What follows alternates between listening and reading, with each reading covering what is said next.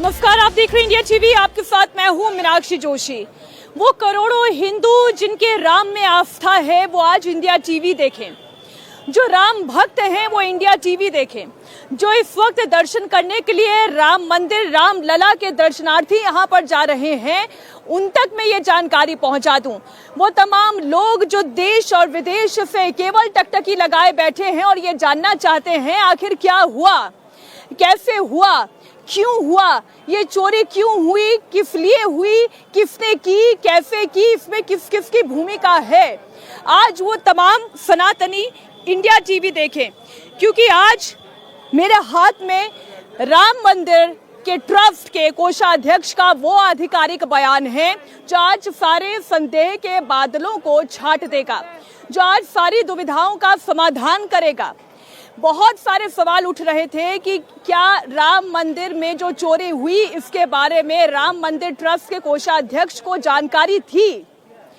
सवाल ये पूछे जा रहे थे कि कोषाध्यक्ष होने के नाते स्वामी गोविंद देव गिरी की क्या भूमिका थी, कितना पैसा आया, कितना पैसा गया, चोरी करने वालों ने क्या क्या चुरा लिया, एसआईटी की जांच से लेकर पुलिस की जांच तक इस वक्त क्या हो रहा है। करोड़ों सनातनी जिनकी भी आस्था राम मंदिर में है, जिनकी भी आस्था यहाँ अयोध्या में है और इस ट्रस्ट में है, आज उन तमाम सवालों का समाधान मेरे हाथ में उस पत्र में मैं देने की कोशिश करूंगी और बिंदुवार तरीके से आपको समझाने की कोशिश करूंगी। तो अगले कुछ मिनटों तक आप इंडिया टीवी के साथ जुड़े रहिएगा। सबसे बड़ी खबर, एक्सक्लूसिव खबर, राम मंदिर ट्रस्ट के कोषाध्यक्ष स्वामी गोविंद देव गिरी महाराज का वो लेटर इस वक्त मेरे हाथ में है जो औपचारिक तौर पर एक एक बिंदु पर अपनी बात खुलकर सामने रख रहा है। सबसे बड़ी बात इस लेटर की ये है कि राम मंदिर ट्रस्ट के कोषाध्यक्ष का ये कमिटमेंट कि चोर चाहे कोई भी हो वो नहीं बचना चाहिए और ना वो बचेगा। एक एक करके मैं पूरे लेटर के जो 10 बिंदु हैं आपके सामने रखने जा रही हूं, लेकिन उससे पहले मैं यहाँ की तस्वीर एक बार आपको दिखा दूं। जय श्री राम, जय श्री राम, जय श्री राम, राजा राम, ये यहाँ पर लगातार उद्घोष चल रहा है। अलग अलग क्षेत्रों से राम भक्त यहाँ पर पहुंच रहे हैं। यहाँ पर पहुंचने के साथ साथ उनकी आस्था अभी भी यहाँ से जुड़ी हुई है। मन व्यथित जरूर है, दुखी जरूर है, ये जानना वो जरूर चाहते हैं कि आखिर जो कुछ हुआ ये क्यों हुआ, किस कारण हुआ। मैं पहले एक बार जो राम के भक्त हैं जो यहाँ पर आए हैं अलग अलग क्षेत्रों से, उनसे ये जानकारी लेने की कोशिश करती हूँ आज उनके मन में क्या है। आप कहाँ से आए हैं? जी हम गुवाहाटी से आए। गुवाहाटी से आए हैं। आज सबके मन में एक सवाल है कि चढ़ावे में चोरी क्यों हुई। आपके मन में भी क्या वो सवाल है? ऐसा तो करना नहीं चाहिए था, लेकिन क्या बोलेगा। क्या उम्मीद है अब आपकी आगे से ऐसा ना हो? आपको क्या लगता है गलती किससे हुई और कहाँ हुई? वो तो हम नहीं बता सकते। नहीं बता सकते। आपको किन के ऊपर विश्वास है, कौन इसका हल निकालेगा? वो तो राम जी का ही कृपा होगा, वही निकलेगा। राम जी की कृपा होगी और वही हल निकालेंगे। कुछ और लोगों से हम बात करने का प्रयास करते हैं। आप कहाँ से आए हैं? आप कहाँ से आए? देहरादून से। देहरादून से। क्या आपके भी मन में प्रश्न है? प्रश्न तो है, लेकिन देखते हैं, अभी तो जब समाधान आएगा तो मिलेगा। समाधान आपको क्या लगता है कौन दे सकता है? वही देंगे जिनका मंदिर है। प्रभु श्री राम देंगे समाधान। अब वही बताएंगे क्या, कैसे, कौन से लोगों ने किया है, कैसे किया है। हम लोगों की तो आस्था है उसके ऊपर सारी की सारी, लेकिन अब वही है कि अब ये चीजें सुनने में भी अच्छा नहीं लगता। अब देखते हैं क्या होता है आगे क्या समझ में आता है। तो देखिए, असम से कोई आया, कोई देहरादून से आया, मन में प्रश्न लेकर आया और समाधान भी राम से ही चाहता है। ये मेरे साथ एक और यहाँ पर मौजूद है। क्या नाम है मैम आपका? रजनी शर्मा। रजनी जी, आप कहाँ से? देहरादून से। आप भी देहरादून से आई हैं। क्या आपके भी मन में प्रश्न है?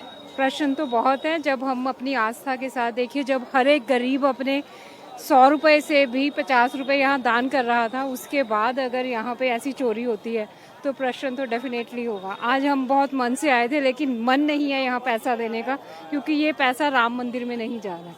हम देख सकते हैं, यू कैन सी, यहाँ पे जो चीज़ होनी चाहिए वैसा नहीं है। एक बार प्रोग्रेस होगी उसके बाद की चीज़ें नहीं हो रही हैं। तुम लोगों के मन में शंकाएं हैं, समाधान किससे चाहती हैं? समाधान वही गवर्नमेंट करेगी जिस गवर्नमेंट ने पहले बोला है कि हम यहाँ पे सब कुछ करेंगे, तो अब चुप क्यों है वो? उनको तो गवर्नमेंट से चाहिए समाधान। आज वो पत्र मैं आपके सामने पढ़ना चाहती हूँ जो राम मंदिर न्यास के कोषाध्यक्ष के द्वारा जारी किया गया, और इंडिया टीवी के पास ये एक्सक्लूसिव जानकारी है। एक एक बिंदु, एक एक प्रश्न का क्या ये समाधान इस पत्र में मिल रहा है। तो पहला बिंदु, जो कोषाध्यक्ष के रूप में, ट्रस्ट के एक मेंबर के रूप में और साथ ही साथ राम भक्त के रूप में एक बड़े आघात की तरह है। स्वामी गोविंद देव गिरी अपने इस पत्र में लिखते हैं कि वो आहत हैं और वो लज्जित भी हैं। आहत भी हैं और लज्जित भी हैं क्योंकि इस ट्रस्ट में ऐसे लोग आए जिन्होंने अपनी भूमिका का सही तरीके से निर्वहन नहीं किया। इस जगह पे वो लोग गिनती करने के लिए बैठे जिन्होंने चढ़ावे में चोरी कर ली। तो पहला बिंदु ये है कि श्री राम जन्मभूमि तीर्थ क्षेत्र न्यासी अथवा कोषाध्यक्ष पद के लिए मैंने ना कभी किसी से निवेदन किया, ना कभी कोई प्रयास किया। प्रभु श्री राम की सेवा किसी भी रूप में करते रहने में धन्यता, आनंद का अनुभव तो है ही। मेरी सतत प्रार्थना यह है कि प्रभु कृपा से सबका मंगल हो। तो जो पहला बिंदु है उसे समझने की आवश्यकता है। पहला बिंदु ये कहता है कि जो प्रश्न उठ रहे थे, चाहे वो मीडिया में उठ रहे हों, चाहे आम जनमानस में उठ रहे हों, कि कोषाध्यक्ष अभी तक कुछ कह क्यों नहीं रहे, उन्होंने अपनी तरफ से क्यों नहीं कुछ कहा। तो वो कह रहे हैं कि ना मैंने कभी इस पद के लिए कोई चेष्टा की, ना कभी इस पद के लिए कभी उन्होंने कोई प्रयास किया, और प्रभु की कृपा से उन्हें जो ये जिम्मेदारी मिली उसे काम, उस भूमिका का निर्वहन करते हुए उन्हें आनंद की प्राप्ति हुई। और वो आज भी ये कह रहे हैं कि कोषाध्यक्ष के पद पर रहना या इस पद पर चुने जाने में उनकी अपनी निजी तौर पर कोई भूमिका नहीं थी। दूसरा बिंदु वो ये कह रहे हैं कि मैं लगभग डेढ़ महीने में न्यास में कार्यरत अयोध्या आता रहता हूँ। मेरे विमान और मेरे प्रवास के लिए मैंने अब तक 1 रुपया न्यास से नहीं लिया है, ये उन्होंने स्वयं खर्च किया है। प्रभु श्री राम से निरपेक्ष सेवा के रूप में ये कार्य करने में मैं धन्यता का अनुभव करता हूँ। अब कोषाध्यक्ष की भूमिका को लेकर एक और प्रश्न जो उठ रहा था कि क्या वो यहाँ पर रहते हैं, क्या वो आते जाते रहते हैं, यहाँ पर उनकी भूमिका किन किन विषयों में और कितनी महत्वपूर्ण है। देखिए, कोषाध्यक्ष के रूप में स्वामी गोविंद देव गिरी की भूमिका है कि कितना आय हो रहा है, कितना व्यय हो रहा है, उसकी अकाउंटिंग ठीक तरीके से हो रही है या नहीं हो रही है, किस तरीके से मंदिर का कामकाज हो रहा है, नया निर्माण होना, कहीं पे मेंटेनेंस का काम होना, कर्मचारियों की सैलरी निकलना, ये सब अकाउंट के जरिए ही हो रही है। तो कोषाध्यक्ष के रूप में वो उस अकाउंट की देख रेख और उसकी निगरानी के लिए प्रतिबद्ध हैं। लेकिन इसका दूसरा पहलू आप समझिए, उस अकाउंट में जो ये पूरा चढ़ावा चोरी का मामला सामने आया है, अकाउंट में यदि कोई पैसा आया ही नहीं, अकाउंट में आने से पहले ही यदि वो चोरी हो गया, निगरानी करने वाले ही अगर चोर निकले या जो निगरानी कर रहे थे उनके ऊपर जिनका सुपरविजन था, उन्होंने यदि कोई गलती की, तो क्या इसमें कोषाध्यक्ष की भूमिका है या नहीं। तो इस भ्रम से ये पर्दा हटाता है कि कोषाध्यक्ष की भूमिका वहां तक सीमित है, अकाउंट में कितना पैसा गया और फिर किस किस मद में उसका खर्च हुआ, यहाँ पर उनकी जिम्मेदारी थी और ये उनके अधिकार क्षेत्र में था। आगे इस बात को वो और इलैबोरेट करते हैं कि कोषाध्यक्ष के दायित्व के रूप में कोष में जमा की गई राशि का आरंभ से लेकर अब तक लेखा परीक्षण यानी कि ऑडिट, आय व्यय का हिसाब सुरक्षित है, जो अधिकृत व्यक्तियों द्वारा कभी भी जांचा जा सकता है। अभी कोषाध्यक्ष की भूमिका ये होती है कि राम मंदिर के अकाउंट में कितना पैसा आ रहा है, कितना पैसा जा रहा है, कब जा रहा है, क्यों जा रहा है, किस कारण से जा रहा है। और इसलिए वाजिब प्रश्न है, कोषाध्यक्ष से पूछा जाएगा भाई राम मंदिर की आय कितनी हुई, कहाँ कहाँ पर खर्च हुआ, उन खर्च को किस तरीके से अकाउंट किया गया। तो यहाँ पर भी उन्होंने कहा है कि ये ऑडिटेड है, जब से आय हो रही है तब से ऑडिटेड है, और ये जो जिम्मेदार व्यक्ति हैं जिनके अधिकार क्षेत्र में है, चाहे वो एसआईटी हो चाहे वो पुलिस हो, जो जांच करना चाहे इस अकाउंट की जांच कर सकती है। अब चौथा बिंदु आपके सामने रख दूं, कोषाध्यक्ष होने के नाते आय व्यय का हिसाब रखना मेरा कर्तव्य है। मैं निरंतर प्रवास पर रहता हूं, इसलिए हमारे पुणे कार्यालय के चार्टर्ड अकाउंटेंट सहयोगी हर महीने के अंतिम 4 से 5 दिन अयोध्या में आय और व्यय की जांच करते हैं। साथ ही साथ न्यास के जो कार्यालय के साथी हैं, यानी जिनका काम अकाउंटिंग से जुड़ा हुआ है, जो कार्यालय के साथी हैं, उनके सहयोग और उनके आवश्यक दिशा निर्देश भी वो करते रहते हैं और उन्हीं के भरोसे मैं हिसाब को लेकर निश्चिंत रहता हूं। अब वो ये कह रहे हैं कि वो कोषाध्यक्ष हैं, ये उनकी भूमिका है और अकाउंट की निगरानी भी उनके अंतर्गत आती है, लेकिन वो चूंकि प्रवास पर रहते हैं इसलिए उनके द्वारा चिन्हित किया गया एक व्यक्ति वहां पर अकाउंटिंग का सारा कामकाज देखता है। सीए है, चार्टर्ड अकाउंटेंट है, वो ये कामकाज देखते हैं और वहां पर यानी कि राम मंदिर ट्रस्ट में काम करने वाले जितने अकाउंटेंट्स हैं उन्हें क्या जरूरी दिशा निर्देश देना है वो निर्देश देते रहते हैं। लेकिन यदि कोई ये कहे कि क्या कोषाध्यक्ष के तौर पर वो यहीं पर मौजूद रहते हैं, हर आय हर व्यय से पहले उनकी परमिशन ली जाती है, तो ये कहना गलत होगा। अब वो इसे किस तरीके से इलाबरेट करते हैं वो मैं अगले बिंदु में आपको बता दूं। वो ये कह रहे हैं, न्यासी बनने के समय से लेकर अब तक स्वयं मैंने कभी भी किसी से कुछ भी नकद राशि अथवा वस्तु रूप भेंट मंदिर के लिए स्वीकार नहीं की। मैं अब देखिए इस पॉइंट को आपको समझाऊं उससे पहले इसका जो अगला विषय है वो आपके सामने अकाउंटिंग से चूंकि जुड़ा हुआ है तो वो आपके सामने स्पष्ट रूप से रखना जरूरी है। राम मंदिर की ओर से किए जाने वाला व्यय सीधे बैंक से होता है, मैं अधिकृत हस्ताक्षर करता नहीं हूँ। अब देखिए अमूमन जो भी किसी भी ट्रस्ट का ट्रेजरर होगा वो सिग्नेटरी अथॉरिटी जरूर होता है, लेकिन यदि सिग्नेटरी अथॉरिटी लगातार प्रवास पर रहता है तो ऐसे में जो वहां पर हर वक्त व्यक्ति मौजूद रहता है उसकी भूमिका और उसकी जिम्मेदारी ज्यादा बड़ी होती है कि कब कहां कितना खर्च किया जाना है। उसकी अकाउंटिंग हो रही है, उसकी निगरानी कोषाध्यक्ष कर रहे हैं। ठीक है, जैसे ही यहाँ पर कोषाध्यक्ष अपनी भूमिका पर स्पष्टीकरण देते हैं, वो ये कहते हैं कि मैं अधिकृत हस्ताक्षर करता नहीं हूँ।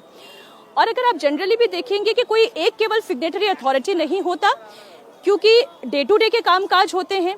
मान लीजिए कहीं मेंटेनेंस का कामकाज है, उसके लिए कोई बड़ा एक्सपेंडिचर होना है या कोई बड़ा कार्यक्रम होना है, कोई भोज होना है, ध्वजारोहण जैसा कार्यक्रम होना है, उसके लिए बड़े बड़े वेंडर्स को बुलाया जा रहा है। तो ऐसा नहीं है कि जो यहाँ पर नहीं मौजूद है उसके हस्ताक्षर के लिए इंतजार किया जाएगा। वो व्यक्ति पुणे में हो सकता है, वो राजस्थान में हो सकता है, वो दक्षिण में हो सकता है, वो देश के किसी दुनिया के किसी भी कोने में हो सकता है। ऐसे में उस व्यक्ति की जिम्मेदारी ज्यादा बड़ी हो जाती है जो यहाँ पर ट्रस्ट का डे टू डे का कामकाज देख रहा है। और इस भूमिका में यदि आप देखें तो चंपत राय, अनिल मिश्रा और गोपाल राव की भूमिका ज्यादा है और इसलिए हस्ताक्षरकर्ता के तौर पर गोविंद देवगिरी बतौर कोषाध्यक्ष सिग्नेटरी अथॉरिटी नहीं है। तो इसलिए वो ये कह रहे हैं कि मेरे हस्ताक्षर यहाँ नहीं चलते हैं, हमारे पास कोई चेकबुक नहीं है, पेमेंट कभी भी कैश में नहीं होता है, कोई कैश का आदान प्रदान नहीं होता है, सीधे बैंक ट्रांसफर होता है। अब ये सब जो सवाल है, कुछ और दर्शनार्थी चूंकि यहाँ पर आए हैं। क्या नाम है भाई साहब आपका? दिनेश। कहाँ से आए हैं आप? आंध्र प्रदेश। आंध्र प्रदेश से आप आए हैं। रामलला के दर्शन हो गए आपको? नहीं, अभी जाएंगे। आप जाएंगे। खबर तो आप भी सुनी रहे हैं, आपके मन में क्या प्रश्न है? हिंदी आता नहीं, मेरे इंग्लिश। आप कोशिश करिए, अंग्रेजी में बोलना चाहे आप अंग्रेजी में बोलिए। तेलुगु में? इंग्लिश में। What you want? Like what you want to tell? What is your expectation from the trust? Here, still I didn't went for darshan, so here some places are really clumsy and dirty, so I want to do maintain. अब आप ये समझिए कि जो आंध्र प्रदेश से आए हुए भक्त हैं वो ये कह रहे हैं अभी उन्हें ट्रस्ट से कोई लेना देना नहीं, लेकिन वो ये जरूर चाहते हैं कि ये जो आसपास का जो क्षेत्र है उसे और विकसित किया जाए। देखिए, आहत हर राम भक्त है, लेकिन या आप ये कह दें कि हर राम भक्त इस वक्त ट्रस्ट पर ही प्रश्न कर रहा है, हर राम भक्त ये मानकर ही चल रहा है कि ट्रस्ट ने अपना काम ठीक तरीके से नहीं किया, या हर भक्त ये मानकर चल रहा है कि इसमें साधु संतों की भूमिका गलत है, या इसमें चंपत राय, अनिल मिश्रा, गोपाल राव के नेग्लिजेंस के अलावा पूरा ट्रस्ट ही अगर विखंडित कर देने की आवश्यकता है, तो अभी तक मैंने ऐसा एक भी बयान नहीं सुना जो ये कहता हो कि गलती है, लेकिन इस गलती का सुधार किए जाने की आवश्यकता है। और अभी भी लोगों की ये आस है कि ठीक तरीके से काम होगा और पूरे क्षेत्र का विकास होगा, ठीक वैसे जैसे राम मंदिर बनकर भव्य दिव्य रूप में यहाँ पर खड़ा हुआ है। एक बार फिर से मैं इस पत्र पर आ जाती हूँ। अब इस पत्र का अगला हिस्सा क्या कहता है। अब ये बात होती है कि भाई कोई कह रहा है, सवाल पूछ रहा है कि भाई सोने चांदी की का आभूषण दिया था, चांदी की ईंट दी थी, किसी ने को नकद दिया था, अब उसको उसकी रसीद नहीं मिली। तब इस पर कोषाध्यक्ष स्पष्टीकरण देते हैं। वो ये कहते हैं कि न्यासी बनने के बाद वो अपनी भूमिका स्पष्ट कर रहे हैं कि न्यासी बनने के समय से लेकर अब तक स्वयं मैंने किसी से कुछ भी नकद राशि या कोई वस्तु भेंट मंदिर के लिए स्वीकार नहीं की। केवल 2 अपवाद हैं, उसमें से मेरी दिवंगत अतिवृद्ध बड़ी बहन ने 11,000 रुपए दिए थे और श्रीमती नीलम गोहेन जी ने चांदी की 1 किलो की ईंट पुणे में प्रदान की थी। इन दोनों की रसीदें उन्हें तुरंत भेज दी गई थी। इसके अलावा कभी किसी व्यक्ति ने चेक के अलावा मैंने कभी कुछ भी ग्रहण नहीं किया। तो अब आप ये समझिए कि ट्रांसपेरेंसी इस लिहाज से थी कि जो उनके पास आया, चाहे वो सोने की ईंट हो, 11,000 नकद हो, इसके अलावा जितना कैश में राशि आ रही थी उन्होंने कोई एक्सेप्ट नहीं की, अपितु चेक के रूप में जो भी राशि आ रही थी वो यहाँ पर बकायदा अकाउंटेड मनी में ट्रांसफर कर दी गई है। अब आगे देखिए, वो ये कह रहे हैं कि कोई पेमेंट कैश में होता ही नहीं है, सब कुछ सीधा बैंक से ट्रांसफर होता है। अब आगे जो सवाल आता है स्टैंडर्ड ऑपरेटिंग प्रोसीजर को लेकर। स्टैंडर्ड ऑपरेटिंग प्रोसीजर क्या कहता था कि कोई भी व्यक्ति यदि राम मंदिर के अंदर प्रवेश कर रहा है, पहले तो उसकी सिक्योरिटी जांच होती है। ये जो अभी आप पूरा पाथ देख रहे हैं, यहाँ से जहाँ से श्रद्धालु अंदर जा रहे हैं, श्रद्धालु अंदर जाते हैं तो पूरी एक बैरिकेड व्यवस्था है। यहाँ से पैदल चलते हुए वो आगे जाते हैं। जिन्हें व्हील चेयर चाहिए वो वहीं, अगर आप बाएं हाथ पे देखेंगे तो व्हील चेयर की व्यवस्था भी है। यदि कोई बुजुर्ग है तो वहां से वो व्हील चेयर लेकर आगे जा सकता है। और फिर यदि वो यहाँ से आगे जा रहा है तो फिर आगे काउंटर सिस्टम बना हुआ है जहां से वो अपनी रसीद लेता है और फिर अंदर फ्रिस्किंग होनी शुरू होती है। तो पहली सिक्योरिटी जो है वो फ्रिस्किंग की है। मेटल डिटेक्टर लगे हुए हैं जो ठीक आप सामने देख रहे हैं। तो ये तो हो गई श्रद्धालु की बात। लेकिन जब गिनती होती है और गिनती करने वाले लोग भीतर जाते हैं, उनके लिए स्टैंडर्ड ऑपरेटिंग प्रोटोकॉल क्या है, ये तो श्रद्धालुओं का मैंने आपको दिखा दिया क्योंकि कैमरा इस परिसर के अंदर नहीं जा सकता, तो वो मैं मुंह जुबानी आपको बता दूं। स्टैंडर्ड ऑपरेटिंग प्रोसीजर ये कहता है कि जो भी व्यक्ति गिनती कर रहा है, पहले तो उसके कपड़ों में कोई भी जेब नहीं होनी चाहिए, कोई पॉकेट नहीं होनी चाहिए, ना ऊपर शर्ट में होनी चाहिए ना पैंट में होनी चाहिए, उसने जुराबें नहीं पहनी होनी चाहिए, जूते पहनकर वो अंदर नहीं जा सकता। इतना ही नहीं, उसके पास कोई इलेक्ट्रॉनिक इक्विपमेंट नहीं होना चाहिए, वो फोन लेकर अंदर नहीं जा सकता। उसके कपड़ों की भी, उसके साथ ले जाने वाले सामान की भी पूरी जांच होती है, फिर जाकर उसे अंदर जाने दिया जाता है। लेकिन हमने देखा कि इस मामले में जो गिनती करने वाले अपराधी हैं, अभी आप कानूनी भाषा में उन्हें आरोपी कह सकते हैं, लेकिन जब इतने सारे तथ्य सामने आने लगे हैं, जिन्होंने ये जघन्य अपराध किया है, महापाप किया है, वो क्या कर रहे थे, दोनों जेबों में पैसे भर भर के बाहर आते थे, अपनी जुराबों में पैसे भर कर निकलते थे, जूतों में उसे छुपाने की कोशिश करते थे, जितना हो सकता था, जितना कैश वो बटोर कर बाहर निकल सकते थे उतना कैश बटोर कर बाहर निकलते थे। यानी कि स्टैंडर्ड ऑपरेटिंग प्रोसीजर का पालन नहीं हो रहा था। और अब आपके भी मन में ये सवाल होगा कि स्टैंडर्ड ऑपरेटिंग प्रोसीजर में किसके हस्ताक्षर है, किसने तय किया था स्टैंडर्ड ऑपरेटिंग प्रोसीजर ये होगा, और उसके बाद फिर उसमें भी जो बदलाव हुआ उसके पीछे कौन व्यक्ति था। तो पहले आपको बता दूं, जो स्टैंडर्ड ऑपरेटिंग प्रोसीजर है उसमें केवल 2 लोगों के हस्ताक्षर हैं। एक हस्ताक्षर ट्रस्ट की तरफ से अनिल मिश्रा का है और वहीं दूसरा हस्ताक्षर SBI बैंक की तरफ से गोपाल मिश्रा का है। ये 2 हस्ताक्षर उस SOP पर लिखे हुए हैं, स्पष्ट रूप से देखे जा सकते हैं। लेकिन इसमें बदलाव होता गया। पहला बदलाव जो चंपत राय जी की तरफ से हुआ, क्यों? क्योंकि उनके कुछ अपने लोगों ने जाकर ये कह दिया कि क्या हम पर भरोसा नहीं, हमारी रोज रोज रिस्किंग क्यों हो रही है, हमारी रोज रोज जांच क्यों की जा रही है, जाने के समय भी जांच हो रही है, आने के समय भी जांच हो रही है। इसे लेकर जब हंगामा खड़ा किया गया तो इसे बड़े ही लचर तरीके से डील किया गया और जो स्टैंडर्ड ऑपरेटिंग प्रोसीजर है उसके अंदर बदलाव कर दिया गया। अब सवाल यह आता है कि क्या कोषाध्यक्ष को इस बात का पता था कि स्टैंडर्ड ऑपरेटिंग प्रोसीजर को ठीक तरीके से लागू नहीं किया गया, या उसकी पालना ठीक तरीके से नहीं हो रही है, अलग अलग समय पर उसके अंदर बदलाव किए गए हैं। तो उस पर उनका स्टेटमेंट क्या है, मैं वो पढ़ देती हूँ। वो ये कह रहे हैं कि राम भक्तों के द्वारा हुंडी में समर्पित चढ़ावा जहां गिना जाता है, उस क्षेत्र से मेरा आरंभ से ही कभी कोई संबंध नहीं रहा। मेरा निवास पुणे में है। कथाओं से मैं निमित्त प्रवास निरंतर चलता रहता है। चढ़ावा गिनने का कार्य प्रतिदिन दैनिक कार्य है।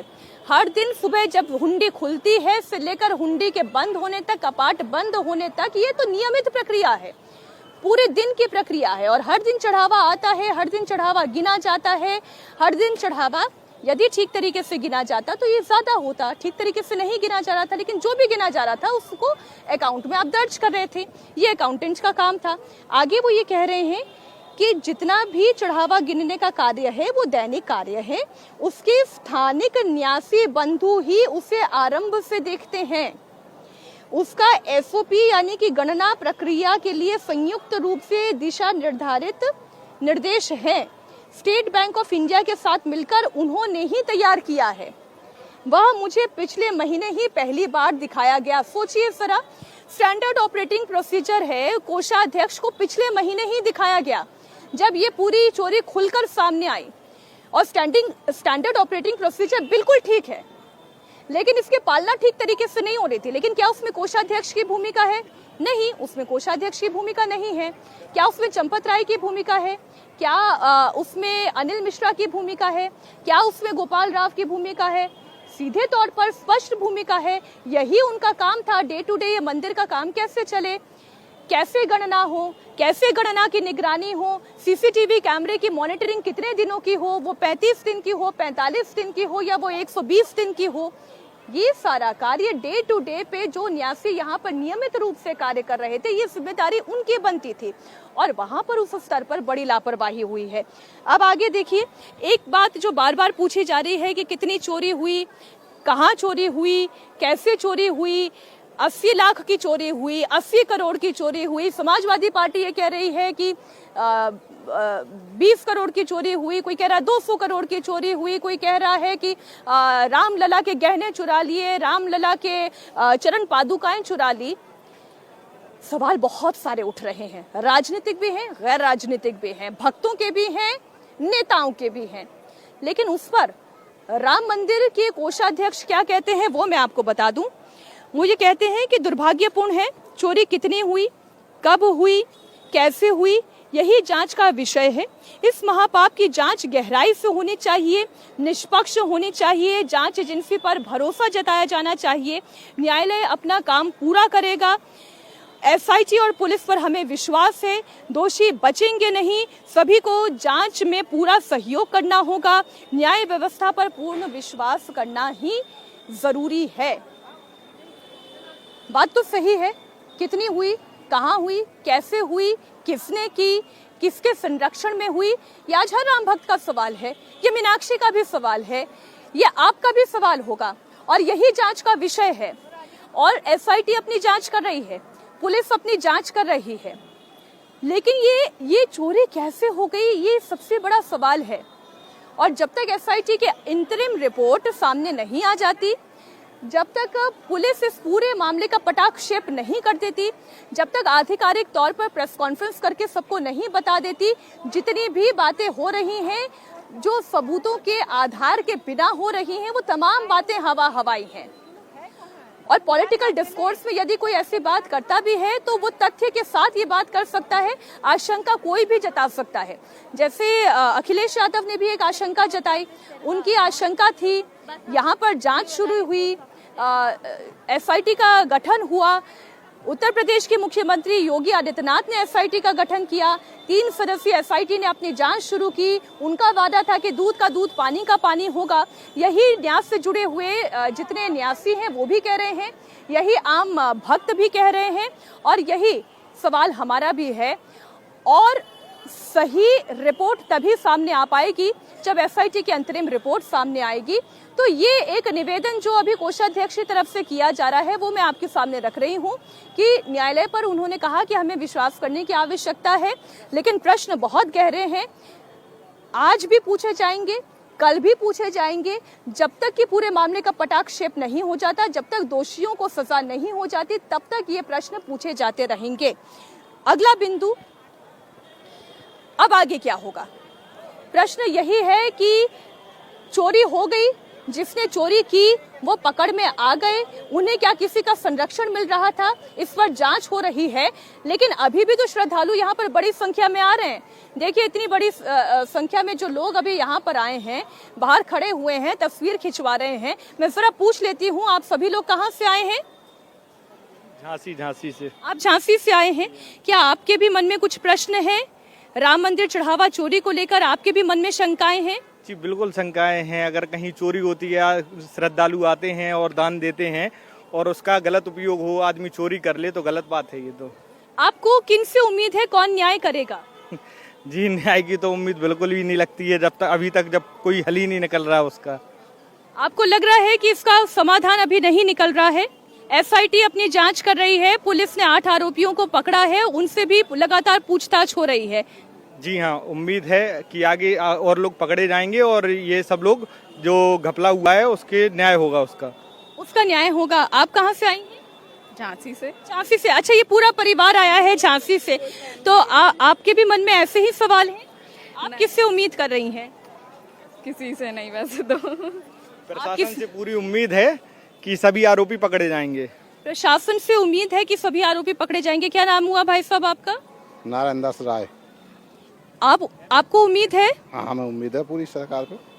आपको किन से उम्मीद है? प्रशासन पे। प्रशासन से उम्मीद है। आपको लगता है दूध का दूध पानी का पानी हाँ, होगा? बिल्कुल होगा, बिल्कुल होगा। आपको क्या लगता है दोषी कौन है? दूसरी तो हम न्यूज में सुनते जो है कि ये लोग मंदा पैसा वाले इंसान दोषी कहलाते हैं, जो हम आप हैं सब उन्हीं में से। हम ही में से एक कोई दोषी रहते हैं, उसी में से जो चोरी करते हैं। आपको किन पर विश्वास है, कौन न्याय करेगा? अब सब प्रशासन ही पे हम लोग रखे हुए हैं कि मंदिर में जो चढ़ावा मिलता है तो इसका न्याय होना चाहिए और करना चाहिए आगे इस चीज का। तो प्रशासन पर भरोसा कुछ भक्त जता भी रहे हैं, कुछ को ये भी आशंका है कि कहीं ऐसा ना हो कि इस मसले का समाधान निकले ही ना, दोषी पकड़ से बाहर चले जाएं। कुछ आशंकाएं हैं तो कुछ भरोसा भी है। अंतिम बिंदु मैं सामने रख देती हूं दर्शकों के। मैं न्यास के परम सम्मानित सदस्यों से करबद्ध प्रार्थना करूंगा कि भविष्य में पूरी सतर्कता और सावधानी बरतने के लिए अभेद्य व्यवस्था की जाए। विशेषज्ञों की राय लेकर एक ऐसी प्रबंधन प्रणाली प्रतिस्थापित की जाए जिसमें अचूक निरीक्षण हो और दान पात्र में आई राशि की गिनती में पूर्ण पारदर्शिता हो। प्रभु श्री राम के भक्तों द्वारा किसी भी रूप में दिए जाने वाले दान की पाई पाई का हिसाब सुनिश्चित हो। आज इसका अगर आप देखें तो जो हो गया उस पर तो न्यायालय न्याय करेगा, पुलिस जांच करेगी, एसआईटी जांच करेगी और कोर्ट इसका फैसला लेगा और दोषियों को उनके दोष के हिसाब से सजा भी देगा। लेकिन भविष्य में ऐसी और कोई परेशानी खड़ी ना हो, इसके लिए न्यास क्या करेगा, आज सबसे बड़ा प्रश्न है। जो सबसे बड़ी चूक इस पूरे राम मंदिर चढ़ावा चोरी में आई है वो चूक ही इस बात की है कि प्रोफेशनल तरीके से ट्रस्ट नहीं चलाया जा रहा था। केवल मुंह जबानी भरोसे पर दुनिया नहीं चलती है। खुद कहते हैं ये कलयुग है, लेकिन ये कलयुग क्या केवल आपसी संबंधों के विश्वास पर इतने बड़े ट्रस्ट, राम मंदिर का क्या चढ़ावा गिनने का काम केवल आपसी संबंधों और रिकमेंडेशन के हिसाब से क्या यहाँ पर सुनिश्चित होना चाहिए था? क्या कोई किसी का भांजा है, कोई किसी का भतीजा है, कोई किसी का साला है, ऐसे लोगों को यहाँ पर गिनती के लिए लगाना जाना चाहिए था? आज सबसे बड़ा प्रश्न यही है कि प्रोफेशनल तरीके से क्यों नहीं चल रहा था। प्रश्न यह है कि जब स्टैंडर्ड ऑपरेटिंग प्रोसीजर था तो उसका पालन क्यों नहीं हो रहा था। अगर फ्रिस्किंग हो रही थी तो ये फ्रिस्किंग क्यों बंद करा दी गई। जेबों में लोग नोट ले लेके अगर यहाँ से निकल रहे थे तो इस पर ध्यान क्यों नहीं दिया गया। जब ट्रस्ट के बड़े बड़े न्यासियों के द्वारा बार बार ये इंगित किया गया कि स्टैंडर्ड ऑपरेटिंग प्रोसीजर फॉलो नहीं हो रहा है, अकाउंटिंग रिपोर्टिंग सिस्टम पर किसी का कंट्रोल नहीं हो रहा है, तब ये कदम क्यों नहीं उठाया गया? क्यों इतना समय लग गया इस पूरे मामले का पटाक्षेप होने में? क्यों स्पाई कैम लगाने की नौबत आ गई? क्यों? क्योंकि आपने ऐसी हायरिंग की जिनका अपना कोई इंडिविजुअल बैकग्राउंड नहीं था, ट्रस्ट प्रोफेशनल तरीके से नहीं चल रहा था।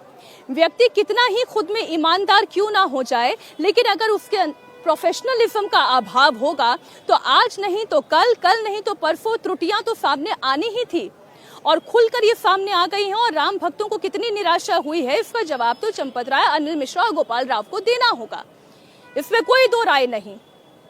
और पुलिस अपना काम कर रही है, जांच दल अपना काम कर रही है। अंतिम हिस्सा इस पत्र का जो है वो आपके सामने रख दें। हमें विश्वास है भगवान श्री राम की कृपा से संशय के बादल छटेंगे, अपराध का अंधकार दूर होगा। भविष्य में हमारा प्रयास होगा कि हमारे रामलला का मंदिर विश्व में आदर्श का मंदिर हो, श्री राम भक्ति की धारा अखंड बहती रहे।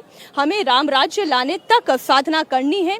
भगवान सनातन धर्म और राम मंदिर की कृति को धूमिल करने के किसी भी प्रयास को सफल नहीं होने देंगे, यह हमारा अटूट विश्वास है। धर्म की जय हो, जय सिया राम।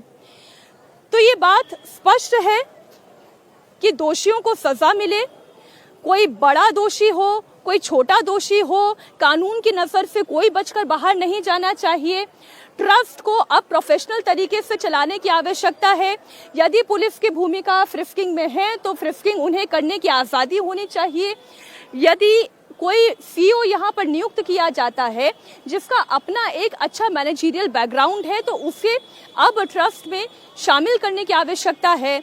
जो इस्तीफे दिए गए हैं उन इस्तीफों को क्या ये ट्रस्ट स्वीकार करेगा या नहीं करेगा, ये प्रश्न इतना गहरा है इस वक्त, क्योंकि आज है 5 जुलाई 2026 और कल है 6 जुलाई 2026 दोपहर 3 बजे का वक्त रहेगा जब यहीं अयोध्या में न्याय होता हुआ दिख रहा है या नहीं, ये हर राम भक्त जानना चाहेगा।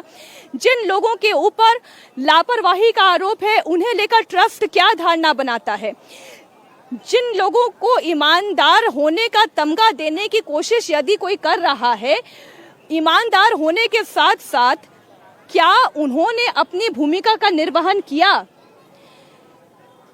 आज हर राम भक्त ये जानना चाहता है कि जिसने गलती की, जिसने लापरवाही की, जिसके सामने गलतियां होती चली गई, जिन्हें बार बार ये कहा जाता रहा कि स्टैंडर्ड ऑपरेटिंग प्रोसीजर का पालन करें, जिन्हें बार बार ये कहा जाता रहा कि चीजें ठीक नहीं चल रही हैं, अनियमितताएं हो रही हैं, क्या उनके ऊपर ट्रस्ट कोई बड़ा फैसला लेगा?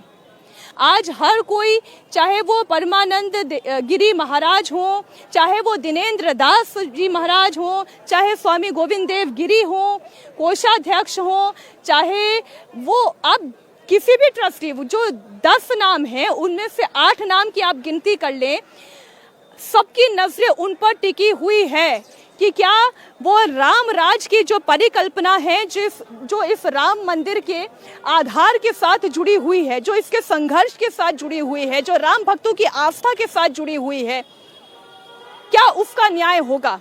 क्या उनका विश्वास पुनर्स्थापित होगा? आज सबसे बड़ा प्रश्न यही खड़ा हुआ है और इसलिए कल का दिन बहुत महत्वपूर्ण होने जा रहा है। लगातार इंडिया टीवी की कवरेज हम आपको यहाँ से दिखाते रहेंगे। हम आपको बताएंगे कि किस तरीके से ट्रस्ट बैठक करता है, क्या निर्णय ले रहा है।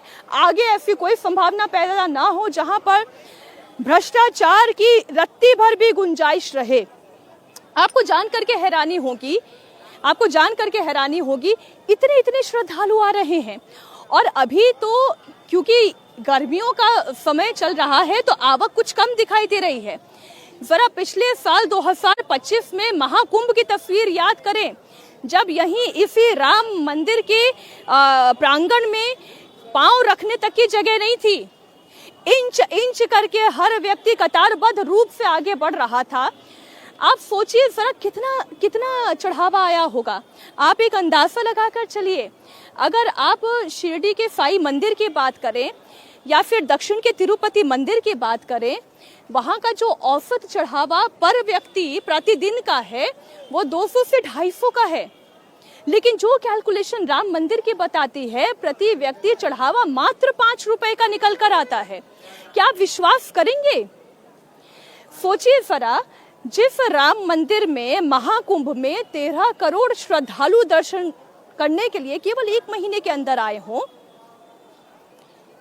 तो सीधा सीधा 65 करोड़ का चढ़ावा तो केवल महाकुंभ का हो जाता है। सोचिए जरा, कितने सारे प्रश्न हैं जो इस वक्त हर राम भक्त के मन में हैं और वो इसका उत्तर चाहता है। एक बार फिर से मैं जरा अपने कैमरा पर्सन अनुज से ये कहूंगी, जरा पूरा प्रांगण आप दिखाएं। ये जो कतार में लगकर लोग जा रहे हैं, कोई गांव से आया है, कोई देहात से उठकर आया है, कोई दक्षिण से आया है, कोई पूरब से आया है, कोई असम से आया है, कोई आंध्र से आया है, कोई यही उत्तर प्रदेश के झांसी से आया है। केवल 27 के विधानसभा चुनाव के लिए यदि कोई पॉलिटिकल पार्टी ये सोच रही है कि यहाँ पर अविश्वास पैदा करके वो हित कमा ले जाएगी, तो क्या ये होगा? पहला प्रश्न तो यही है।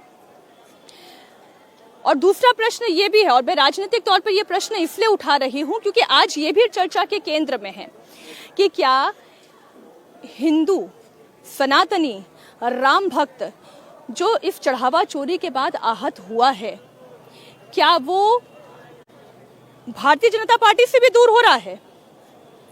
क्या वोट में ये रिफ्लेक्ट होने जा रहा है? बहुत सारे ऐसे प्रश्न हैं जो आम जनता से बात करके ही मुझे समझ में आ पाएगा। भाई साहब, कहाँ से आए हैं आप? कहाँ से आए हैं? अयोध्या से हैं। आप अयोध्या से ही हैं। क्या प्रश्न है इस वक्त आपके मन में? किस चीज का? राम मंदिर चढ़ावा चोरी को लेकर हमें सख्ती से कार्रवाई होनी चाहिए जो है। आपको किन पर भरोसा है, कौन ये कार्रवाई करेगा? योगी बाबा करेंगे, निष्पक्ष करेंगे सबको। आपको लगता है सरकार न्याय करेगी? न्याय करेगी। आप कहाँ से? जी, हम जगन्नाथपुरी के द्वार उड़ीसा से हैं। आप उड़ीसा से सोचिए चलकर यहाँ तक पहुँच गए हैं रामलला के दर्शन करने। क्या नाम हुआ आपका? मेरा नाम प्रकाश चंद्र वर्मा है और मेरा बहुत इच्छा था कि श्री राम मंदिर एक बार दर्शन करूं जीवन में। मेरा जीवन धन्य हो गया कि श्री राम मंदिर का हमने दर्शन कर पाया। मुगल आक्रांताओं के वजह से जो हम लोग राम लला से मिल नहीं पाते थे, आज हम लोग जिंदगी में पहली बार मैं राम लला का दर्शन कर पाया। ये मेरे लिए बहुत सौभाग्य की बात है। श्री जगन्नाथपुरी के धाम में तो हम लोग रहते ही हैं और वहाँ पर रह करके हम लोग जगन्नाथ जी के संकट में रहने का तो खुशी हम लोग पाते ही हैं। श्री राम जी से भी आज मिलने का मौका। मेरा एक प्रश्न ये है कि कई लोग ये कह रहे हैं कि राम मंदिर चढ़ावा चोरी का मामला उजागर होने के बाद से आम भक्तों की आस्था भी इस मंदिर से कम हुई है। क्या ऐसा है? ऐसा कभी नहीं हो सकता है। श्री राम जी सभी के लिए हैं और सभी के हृदय में वास करते हैं, तो आस्था तो कभी किसी का कम नहीं हो सकता है, चाहे कोई चोरी करे चाहे कुछ भी करे। और ये जो एक बात है, ये बहुत छोटी सी बात है, इसको जबरदस्ती लंबा खींचा जा रहा है, इसमें ज्यादा कोई तथ्य है नहीं। चढ़ावा चोरी छोटी बात है? देखिए मैडम, आप भी जानते हैं प्रैक्टिकली ये कोई बहुत बड़ी बात नहीं है, ठीक है, और हम भी जानते हैं प्रैक्टिकली ये कोई बहुत बड़ी बात है नहीं। इसको आपको न्याय का भरोसा है? बिल्कुल। भारत का माने सरकार जो है, हमको उसके ऊपर थोड़ा सा, मेरा हिंदी में तकलीफ है, भारत का जो सरकार है उसका न्याय के ऊपर हमको, और यूपी का जो सरकार है योगी जी का, उसके ऊपर हमको पूरा भरोसा है। देखिए, भ्रष्टाचार को लेकर जो हमारे देश में एक मानसिकता है ना कि ये तो होता है, ये तो हो जाता है, इस मानसिकता को खत्म करने की आवश्यकता भी है। और जिन्हें ये विश्वास है कि न्याय होगा, हम यही समझने की कोशिश करें। भाई साहब, कहाँ से आए हैं आप? अकबरपुर अम्बेडकर नगर से। आपके मन में भी कुछ प्रश्न है क्या राम मंदिर चढ़ावा चोरी को लेकर? आपको क्या लगता है कि न्याय होगा? भैया क्या बताएं, हम न्याय जरूर होगा। कौन न्याय दे सकता है? न्याय कौन करेगा? जी, हमारे आदित्यनाथ मुख्यमंत्री जी करेंगे। आपको क्या लगता है कौन न्याय करेगा? योगी मोदी जी। योगी मोदी न्याय करेंगे। अब देखिए, ये भक्त हैं। मैं लोगों से ऐसे बात करते चल रही हूँ। क्या नाम है भाई साहब आपका? परमानंद मिश्रा। कहाँ से आए हैं आप? गुजरात। परमानंद जी, ये बताइए, सवाल बहुत से राम भक्तों के मन में है और आहत भी है कि ये चढ़ावा चोरी क्यों हुई। आपको क्या लगता है कि न्याय कैसे होगा और कौन करेगा? न्याय होगा, गवर्नमेंट करेगी और क्या, न्यायालय करेगा। हैं, सच्चाई जो कुछ है वो तो सामने आएगा। कल बस ये आज नहीं कल तो आगे आना ही है, कौन लिया, कौन चोरी किया, कौन पकड़ा। तो जो कोई होगा वो पकड़ा जाएगा, पकड़ाए गए वो तो पकड़े गए सब हैं। आज नहीं तो कल पकड़ा ही जाएगा, आजाद रह नहीं पाएगा, कोई बड़ा हो चाहे छोटा, न्याय सबका होगा, हिसाब सबका बराबर होगा। आपका क्या नाम है? राजकुमार अग्रवाल, सुल्तानपुर। आप सुल्तानपुर से आए हैं, ये बताइए कि जो राम भक्त आहत हैं वो क्या सोच रहे हैं कि न्याय कौन करेगा और कैसे होगा न्याय? कोई आहत नहीं है, न्याय राम जी करेंगे, जो गलत करेगा वो गलत उसके साथ होगा। हम लोग को राम से मतलब है, हम लोग राम के लिए आए हैं। जिसको जो गलत करना हो करे, हम लोग जो दान पुण्य आज भी करना हम लोग उसको करेंगे, सीधी सी बात है। आपको विश्वास से सब सुरक्षित रहेगा? बिल्कुल निश्चित रूप से। राम की आस्था में कहीं कोई कमी नहीं। आप भीड़ देख लीजिए, चल रही सब लोग। समय से आती हैं, समय से चली जाती हैं, ये हिंदू आस्था की बात है, इसमें कोई कभी कुछ कम नहीं होगी, बढ़ती जाएगी, चीजें होती रहती है। 500 साल से लड़ाई से हुई है और आज हम लोग मंदिर बना है, तो ऐसा थोड़ी है कि 500 साल में कुछ कमियां हुई नहीं, आज भी है, वो भी खत्म हो जाएगी। आपको क्या लगता है, क्या नाम है आपका? विनीता अग्रवाल है। विनीता जी, आपको क्या लगता है कि लोगों का विश्वास है ट्रस्ट पर, लोगों का विश्वास है कि न्याय होगा? हाँ, न्याय होगा, विश्वास पूरा है, राम पर, भगवान पर पूरा विश्वास है। तो ये जो उम्मीद है कि न्याय होगा और न्याय होकर रहेगा, ये विश्वास बहुत बड़ा है और विश्वास पे ही पूरी दुनिया टिकी है। लेकिन जिन लोगों का विश्वास टूटा है वो क्यों टूटा है, आज प्रश्न उन लोगों से भी है। मैं जरा थोड़ा और प्रांगण और इस परिसर से थोड़ा बाहर निकलकर लोगों से बात करने की कोशिश करती हूँ, क्योंकि दूर दूर से लोग आ रहे हैं। क्या नाम है आपका? शिल्पा। आप कहाँ से आई हैं? सीतापुर। सीतापुर से। राम मंदिर में जो चढ़ावा चोरी हुई उसके बाद आपको लगता है कि यहाँ पर दान में जो दिया जाएगा वो सब सुरक्षित रहेगा? अब अभी तो मालूम नहीं, सुरक्षित रह सकता है। आपको किस पे विश्वास है, कौन न्याय करेगा? ये नहीं मालूम, मोदी जी पे है फिलहाल। मोदी जी पर विश्वास है।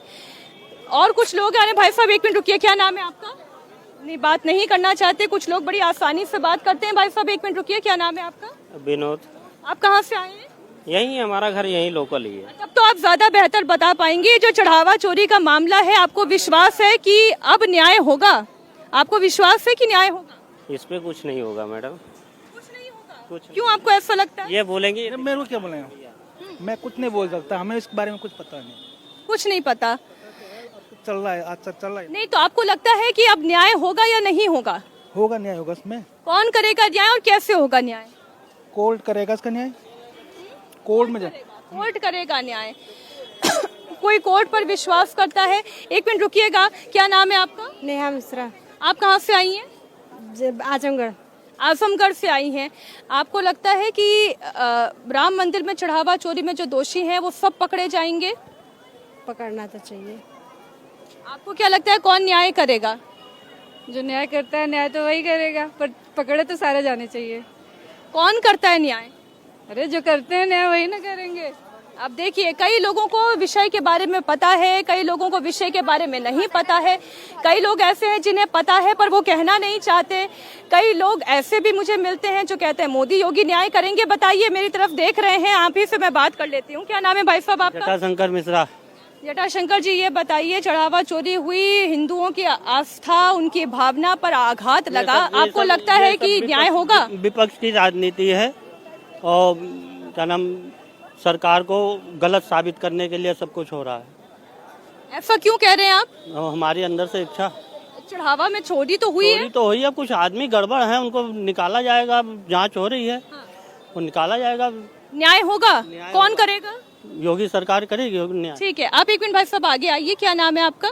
गौरीश द्विवेदी नाम है। द्विवेदी जी, ये बताइए, आघात तो पहुंचा है, कोई ये नहीं कह सकता कि दुख नहीं हुआ चढ़ावा चोरी की खबर आने के बाद, लेकिन क्या आपको लगता है कि अब खुलासा हुआ है, न्याय होकर रहेगा? हाँ, न्याय होगा, बाबा न्याय करेंगे। बाबा करेंगे? हाँ, बाबा न्याय करेंगे।